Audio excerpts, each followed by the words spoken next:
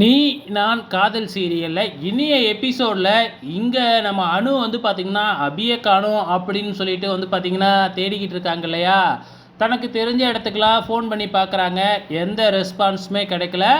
அஞ்சலியும் வந்து அணுக்கிட்ட விசாரிக்கிறாங்க. அஞ்சலி வந்து பார்த்திங்கன்னா அணுக்கிட்ட பேசிக்கிட்டு இருக்கும் பொழுது நம்ம சுந்தரி பார்த்துட்டு ஒரு வேளை இந்த முரளி பையன் வந்து அபியை கடத்திட்டானோ என்னமோ அப்படின்னு சொல்லி யோசிக்க ஆரம்பிக்கிறாங்க. ஆனால் இங்கே என்னடானா நம்ம ராகவும் அபியும் லிஃப்ட்டுக்குள்ளே வந்து பார்த்திங்கன்னா ஃபன்னாக பேசிக்கிட்டு ஜாலியாக பாட்டு போட்டுக்கிட்டு என்ஜாய் பண்ணிக்கிட்டு இருக்கிறாங்க. அபி இருந்துக்கிட்டு எனக்கு சிஎம்ஐ தெரியும், மந்திரியை தெரியும் அப்படின்னு சொல்லி பில்டப் கொடுத்துக்கிட்டு இருக்கிறாங்க வெளியில். ஸோ இப்போ லிஃப்ட் இன்னும் கொஞ்சம் நேரத்தில் சரியாயிடுமா அப்படின்னு சொல்லிக்கிட்டு இருக்கிறாங்க. மறுபடியும் வந்து பார்த்திங்கன்னா டிஃபன் பாக்ஸை எடுத்து இந்த முறை வந்து ராகவுக்கும் கொழுக்கட்டையை கொடுக்குறாங்க. ராகவும் அதை வாங்கி சாப்பிட்டுக்கிட்டு இருக்கிறாங்க. இங்கே வந்து அணு வந்து பார்த்திங்கன்னா ஆகாஷ்கிட்டேயும் அக்காவை காணும், தங்கச்சியை காணும் அப்படிங்கிறத சொல்கிறாங்க. உடனே ஆகாஷ் ஃபோன் பண்ணி அவங்க எங்கே இருக்கிறாங்க அப்படிங்கிறத தெரிஞ்சுக்கிறாங்க.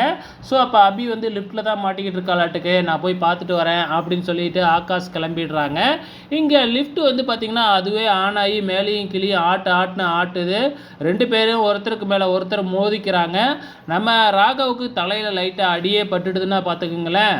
ஸோ நம்ம அபி தான் வந்து பார்த்திங்கன்னா வழக்கம் போல் தன்னோட தாவணியை கிழித்து ராகவுக்கு கட்டுலாம் போட்டு விடுறாங்க.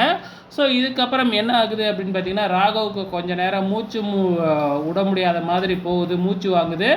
நம்ம அபி தான் தண்ணியெல்லாம் எடுத்து கொடுத்து எப்படியோ ராகவை வந்து பார்த்துக்கிறாங்க. கொஞ்சம் நேரத்தில் அபி அப்படியே தூக்கம் வந்து ராகவ் மேலேயே சாஞ்சி தூங்கிடுறாங்க. இன்னி எபிசோடை பொறுத்தளவு இதுதாங்க நடந்திருக்கு. வெயிட் பண்ணி பார்க்கலாம் நாளைக்கு என்ன நடக்க போகுதுன்னு.